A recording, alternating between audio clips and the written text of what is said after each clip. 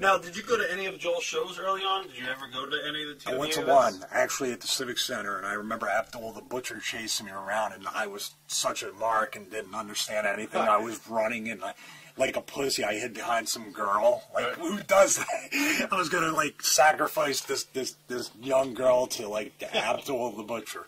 That's awesome. Now, did Joel or any of the boys smarten you up at all around this period of time? So not really, no. Okay. I know I was going to have a rookies match with Derek Domino, which was their cool concept match for guys just coming out of the school.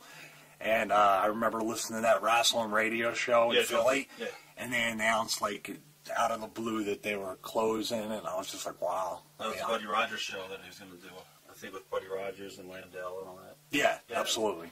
Now, was Chuck Williams in school as well, or did he would come by? I mean, he was not. I don't think he. When we were all still learning at this point, but I think he came by more to work out and do whatever. I don't remember. He was probably there, but I don't remember. That's right. I don't remember Revel. Like you know, he's got one of the most boisterous voices and attitudes on the indie scene. But I don't remember specifically him showing up on a regular basis. Were you cool with Chuck or Rockin' Rebel? For those who don't know him. You got to get to know him. It's like a lot of people in the business. He had a big personality. Exactly. He's very a personality. That had to be an alpha male type thing, and I have a different personality anyway. I'm very quiet and just listen. But my friends, like with you, I'm a little more open. But it was fine. I just know to be respectful, keep my mouth shut, and Chuck did all the talking. So the relationship worked out fine. So you got trained in TWA school, and can you talk about some of your early matches around the tri-state area? Obviously, I guess we have to. Yeah, there's so much stuff. I'm one of those. I look back like everybody else and just cringe. Like, wow, it's like I actually thought I was good that year or whatever. I was awful. First match ever was actually the first match in Eastern Championship Wrestling history. Me and Jimmy Giannetti went to a 15-minute draw, which. You have to think, nobody's ever wrestled a match and didn't know anything. It was not like a 5-star match. It was painful to watch, I'm sure. He just basically beat me up for 15 minutes, went to a draw, and then, you remember Jeff Royal? Not sure. He was a guy who came out with, like, the IRS gimmick, and he had the Halliburton briefcase. Right. So after the match, me and Giannetti shook hands or whatever, turned around, and we both got laid out with this hell, and that hurt like hell. I mean, I never knew that I'd be hit like that like a million times in my career, but that night it hurt. It like left a huge lump on my head. That was at Michael Jack's Sports Bar. Remember that? That's one Market. Yeah.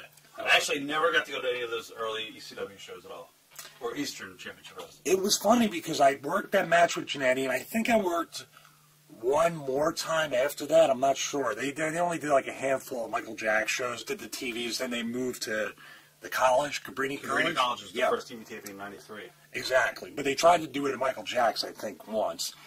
But I knew back then, I was like, you know what? They're going to have TV. They're going to do all this stuff. I need to learn how to work. I need to get better. I need to go to every indie show I can, and I need to not be on television so people can see, like... So you already had the mentality. I didn't want it. I knew you only had one chance to make your first impression. And even though I was on a show, it still wasn't TV. But if I was ever going to be on a local TV or do anything, I at least had to be a lot better than I was. So go around to every indie show, offering to work for free for the next 2 to 3 years and just try to get experience. Now, did you meet Dennis Caruso early on, too? Obviously, you finally got to meet him.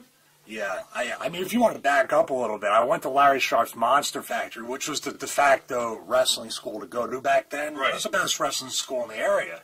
Had the Headbangers, had Bam Bam Bigelow, had a ton of guys come out of there and end up going to WWF.